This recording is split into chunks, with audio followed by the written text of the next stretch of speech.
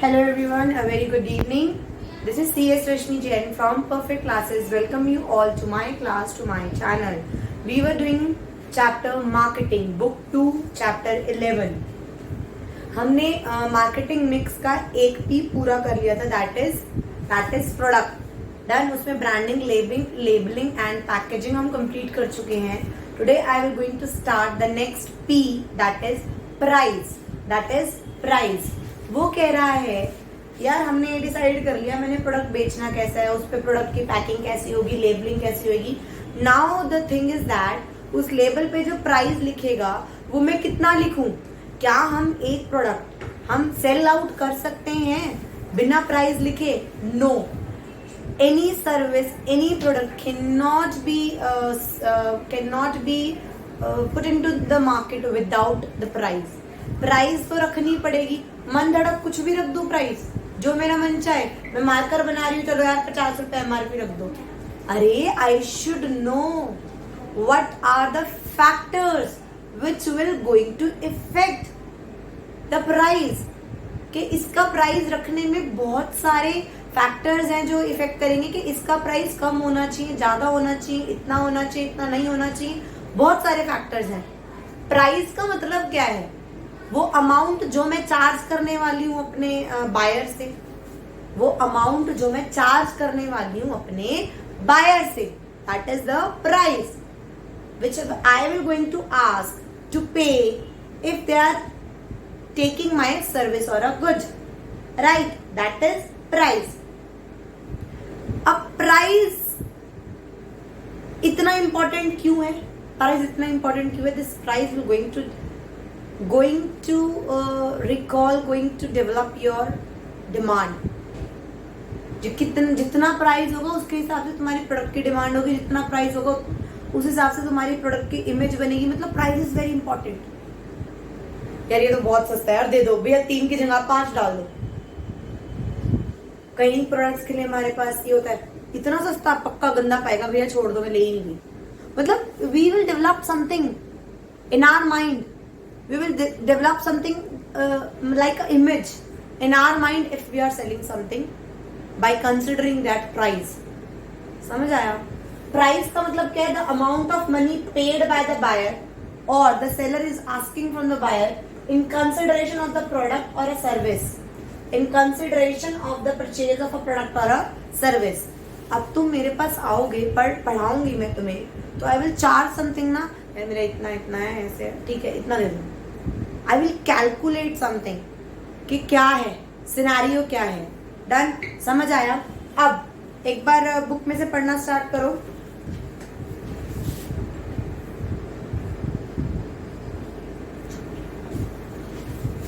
Price may be defined as the amount of money paid by the buyer or received by a seller in consideration of the purchase of a product or service. कोई भी product बिना price के launch नहीं हो सकता. Level of price effects the demand of the product. जितना जैसा level of the price होगा ऐसे उसी तरीके से डिमांड होगी. कहते हैं ना, जनरली लो प्राइस रखते हैं तो ज्यादा डिमांड रहती है, ज्यादा प्राइस रखते हैं तो लो डिमांड रहती है. ये रहता है, इकोनॉमिक्स में तुमने पढ़ा होगा. Generally product having less price ज्यादा डिमांड होगी, हाई प्राइस तो लोअर डिमांड होगी. So price directly effect the revenue and profit of the firm. तो क्या कैसे करेंगे? द मार्केटर के setting the project objective, determine the हमारी मेरी प्राइस स्ट्रैटेजी क्या रहेगी, एनालाइज करूंगी मैं बहुत सारे factor to determine the price. ये बहुत सारे factor which will going to effect the price.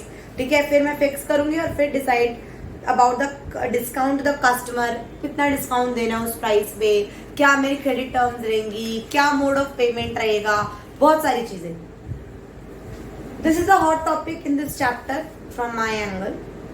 So what are the factors which are going to affect the price of a product? बिना देखे, बिना एक एज अ टीचर नहीं, as a ले man अगर मैं पूछूं, अगर तुम्हें प्राइस डिसाइड करना है तो तुम क्या करोगे? अरे भाई सबसे बड़ी बात पता क्या होती है? भाई इसको बनाने में ही बस 10 रुपए लगे हैं, बनाने में ही 10 साढ़े 10 रुपए लगे हैं, 11 रुपए लगे हैं. तो मैं 5 रुपए या 10 रुपए डाल सकती हूँ? नहीं ना. एटलीस्ट मेरी कॉस्ट तो कवर करे ना, एटलीस्ट मेरी कॉस्ट तो कवर करे. भाई इतने का तो मुझे ही पड़ रखा है, कहते हैं ना, तो इतने का तो मैं बेचूंगा ही, पहली चीज. और दूसरी चीज कि यार I am manufacturing salt, I am manufacturing wheat, बहुत सारी रेगुलेशंस हैं जो नेसेसिटी पे गवर्नमेंट रेगुलेशंस लगाता है। भाई मेरा पढ़ा तो इतना है बट मैं इससे ज्यादा मेडिसिन है, अब मैं मेडिसिन बना रही हूँ, अब मान लो कोरोना वायरस की मेडिसिन आ जाए तो ये थोड़ा है मन धड़क कुछ भी चार्ज करेंगे। गवर्नमेंट की कुछ ना कुछ रूल्स एंड रेगुलेशंस होगा उस प्रोडक्ट के लिए जो उस बंदे को फॉलो करना पड़ेगा कि यार मैं 2000 की एक दवाई नहीं बेच सकता क्योंकि मुझे गवर्नमेंट ने 500 से ऊपर बेचने के लिए मना कर रखा है। उसकी 100 या 150 रुपए की दवाई बनी हो वो 500 की बेच सकता है एट मैक्स, क्योंकि गवर्नमेंट की रूल्स एंड रेगुलेशंस भी करते हैं। पेट्रोल है, अब पेट्रोल हम कुछ भी बेच सकते हैं नहीं ना, गवर्नमेंट के रूल्स एंड रेगुलेशंस लगते हैं ना। तो ऐसे ही हमें ये भी देखना पड़ेगा। अच्छा ये भी देखना पड़ेगा जो मैं प्रोडक्ट बना रहा हूँ उसकी डिमांड कैसी है। 2 वर्ड पढ़े थे, इलास्टिक, इन इलास्टिक, ऐसे अभी मैं सब कुछ बता दूंगी तो पॉइंट वाइज नहीं चल पाएंगे। मतलब बहुत सारे फैक्टर ऐसे होते हैं जो हमें देखने पड़ते हैं कि क्या है। तो हम डेप्थ में फैक्टर लेने चलते हैं। पहला लेते हैं product cost, what do you mean by, चलो पहले लेते हैं प्राइस ऑब्जेक्टिव, कि तेरा जो तूने प्राइस रखना है उसके ऊपर तेरा ऑब्जेक्टिव क्या है। भाई मेरा तो ऑब्जेक्टिव ऐसा है, मैं तो ऐसा प्राइस रखना चाहता हूँ कि ज्यादा से ज्यादा मैं मार्केट को कैप्चर कर सकूं। भाई मेरा प्राइस रखने का यही ऑब्जेक्टिव है कि मैं, मेरे को तो कुछ भी हो मुझे तो प्रॉफिट चाहिए।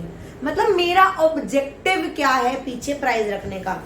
Is my objective is to profit maximisation, कि मुझे प्रॉफिट मैक्सिमाइजेशन ही चाहिए। Is my objective to obtain market share leadership, कि ज्यादा मार्केट शेयर, मतलब मार्केट का मैं लीडर बन जाऊं, ज्यादा कैप्चर कर सकूं। Is surviving the competitive market, भाई मैं तो इतना प्राइस रखना चाहता हूँ कि इस इतनी कॉम्पिटिटिव मार्केट में मैं सर्वाइव कर सकूं। या अटेनिंग प्रोडक्ट क्वालिटी लीडरशिप, कि भाई मेरा तो प्रोडक्ट ऐसा होगा जो क्वालिटी बोलेगी।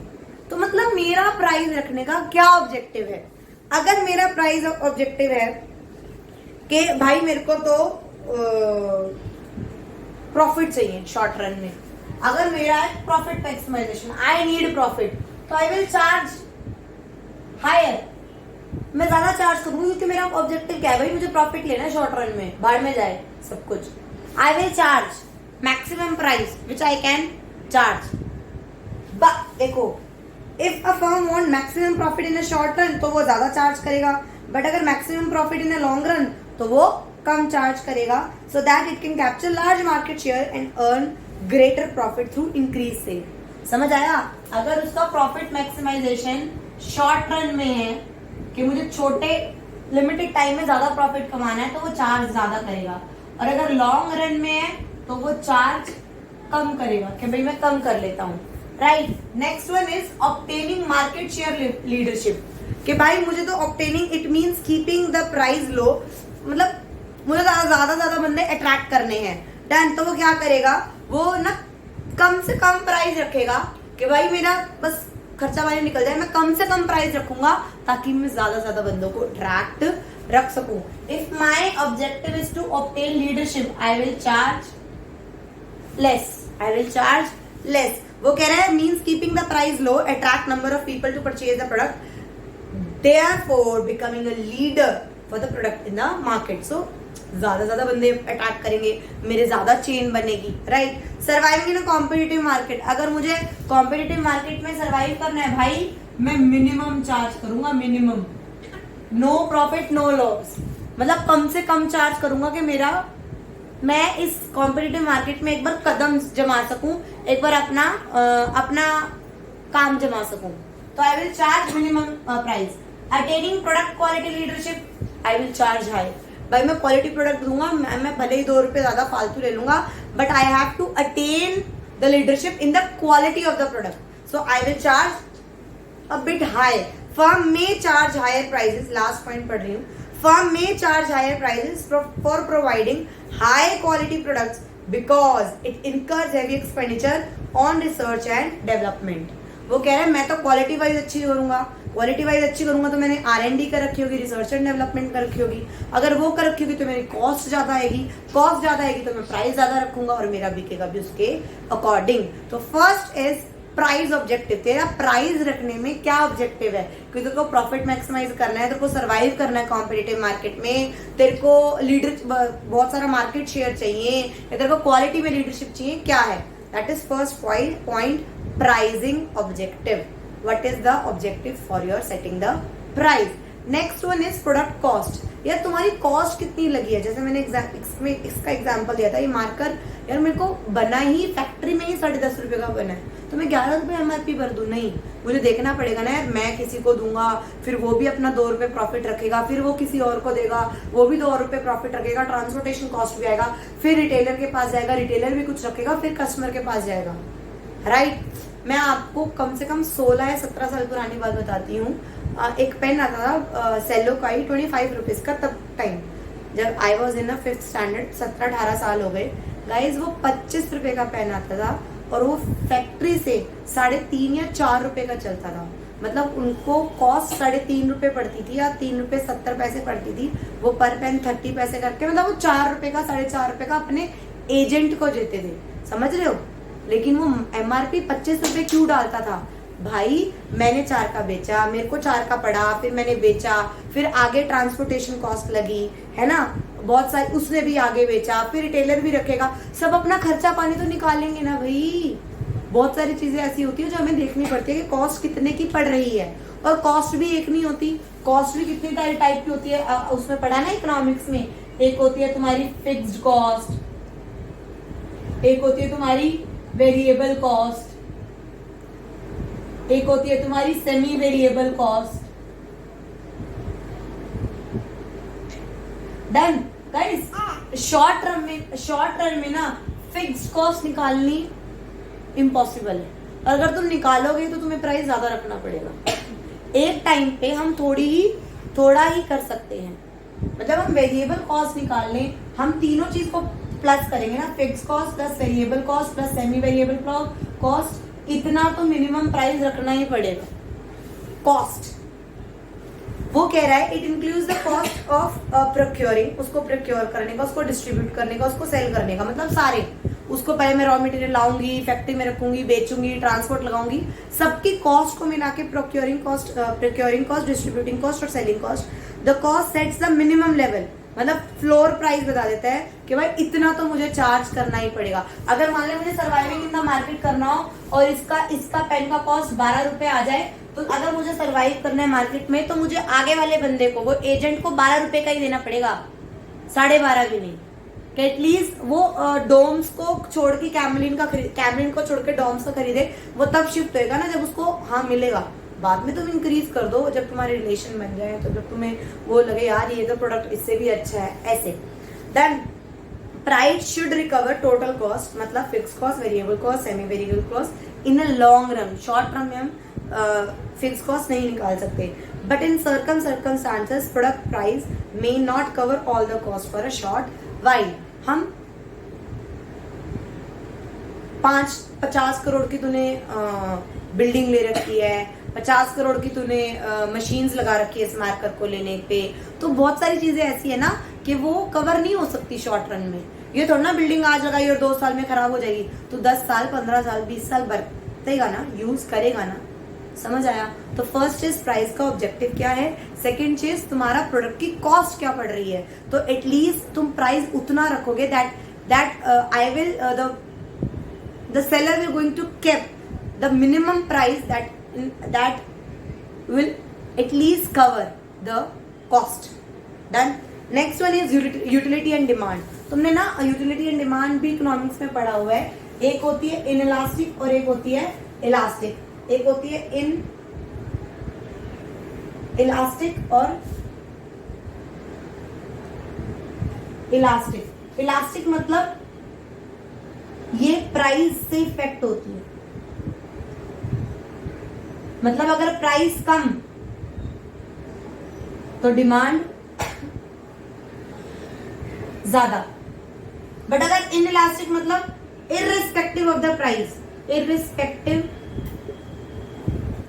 ऑफ द प्राइस कितना भी हो, डिमांड चेंज नहीं होती. Demand does not change.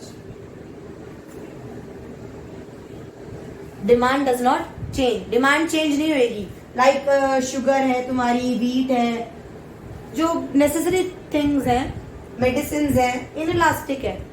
But अगर इसमें करूं, इलास्टिक में करूं, अगर मैं इलास्टिक में करूं कि कार है, मोबाइल है, एसी है, टूरिज्म है, यार ये इम्प्लाइज इलास्टिक। कार की कम होएगा ना प्राइस तो ज्यादा बंदे अट्रैक्ट होंगे, स्कूटी की प्राइस कम है ज्यादा बंदा अट्रैक्ट होंगे, मोबाइल की प्राइस कम है ज्यादा बंदा लेगा डिमांड। बट तुम्हारी शुगर की, वीट की, मेडिसिन की, ड्रग्स की, जितने की भी कितना भी प्राइस हो कोई फर्क नहीं पड़ता, उनको लेना ही लेना है।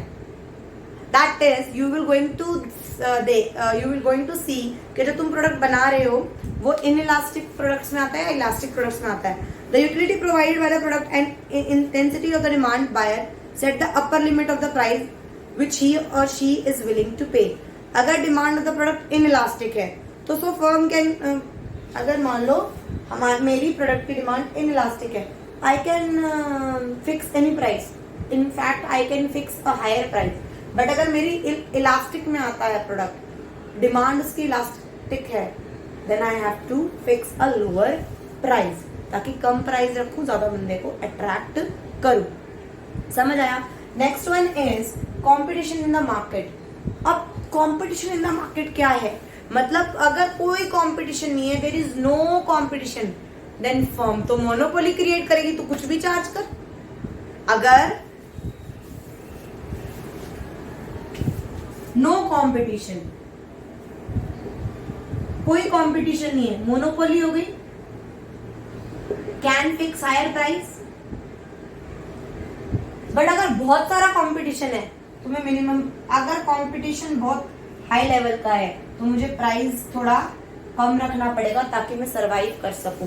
समझ आया? अभी तक हमने क्या पढ़ा कि तुम्हारा प्राइसिंग ऑब्जेक्टिव क्या है, जिसमें हमने 4 पॉइंट पढ़े। फिर हमने पढ़ा कि प्रोडक्ट की कॉस्ट कितनी है, यूटिलिटी और डिमांड क्या है प्रोडक्ट की, और कंपटीशन इन द मार्केट क्या है। नेक्स्ट 5th पॉइंट में मैं पढ़ा चुकी हूँ, that is government and legal regulations. Government के कितने लीगल एंड रेगुलेशंस है, मैंने अभी एग्जांपल दिया था कि गवर्नमेंट के भी लीगल रेगुलेशंस होते हैं जो हमें फॉलो करने पड़ते हैं। उसके हिसाब से भी हम एक वो स्लैब दे देते हैं, एक लिमिट दे देते हैं, एक कैप लगा देते हैं कि इससे ऊपर नहीं कर सकते, इससे नीचे नहीं जा सकते, वो कैप हमें देखनी पड़ती है। तो वो कह रहा है in order to protect the interest of public against unfair trade practices, government ने फिक्स कर रखा है price of essential commodities like medicine, petrol and this and that. A firm should not charge a higher price, otherwise it would invite government action over it. Otherwise वो कहेगा government आओ हमारे लिए action लो, क्योंकि हमने ज्यादा प्राइस रखा है कि नेसेसरी थिंग का। तो हमें गवर्नमेंट्स के रूल्स एंड रेगुलेशंस को भी कंसिडर करते हुए प्राइस रखना पड़ेगा अपने प्रोडक्ट का, कि इसके लिए कोई गवर्नमेंट ने रेगुलेशन तो नहीं निकाल रखा। The last one is marketing methods use, कि यार बाहर मार्केट मेथड कैसे यूज हो रहे हैं। पहले ना मैं ये पढ़ा रही हूँ, फिर सुनना। Price determination is also affected by the distribution system, कि तुम्हारा डिस्ट्रीब्यूशन सिस्टम क्या है, तुम्हारा क्वालिटी क्या है, तुम आफ्टर सेल सर्विस दे रहे हो नहीं दे रहे, तुम्हारी पैकिंग कैसी है, बहुत सारी है, तुम होम डिलीवरी प्रोवाइड कर रहे हो नहीं कर रहे, तुम 10 साल की गारंटी दे रहे हो, मतलब बहुत सारी चीजें ऐसी हैं जो मार्केटिंग मेथड्स है। अगर तुम बहुत सारी चीजें दे रहे हो तो you can charge a bit higher. मान ले मैं प्रोडक्ट सेल कर रही हूँ फैन, मैं कह रही हूँ इसका कोई भी स्पेयर पार्ट हो जाए मैं दूंगी, 10 साल की गारंटी है, कोई भी खराब हो जाए मैं दूंगी, इसकी सर्विस मैं सब कुछ दे रही हूँ। अगर लोग 1800 का बेच रहे हैं तो मैं 2000 का बेच सकती हूँ, because what is the marketing method I am using it. अगर मेरा मार्केटिंग मेथड है जैसे पालिका बाजार में होता है, ले जाओ उसके बाद तू कौन और मैं कौन खाम खा, तो तुम कम चार्ज कर लो। वो कह रहा है what is the marketing method you are using for your product. अगर फॉर एग्जाम्पल अगर कंपनी प्रोवाइड कर रही है फ्री होम डिलीवरी, तो वो एक हायर प्राइस ले सकती है थोड़ा सा। जैसे मैंने अभी बोला मैं 10 साल की आफ्टर सेल सर्विस कर रही हूँ। जैसे हम विशाली selling digital door lock, Lavna digital door lock, वो लवना डिजिटल डोर लॉक जो सेल करता है उसमें वो 3 years की वारंटी दे रहा है, रिप्लेसमेंट देता है, टूट जाए 10 दिन में खराब, आई विल रिप्लेस इट। तो Vishal can charge a bit higher prices. समझ आया? तो मार्केटिंग मेथड्स क्या है? These are the factors which will going to effect कि तुम्हारा प्राइस क्या रख सकते हो। डन।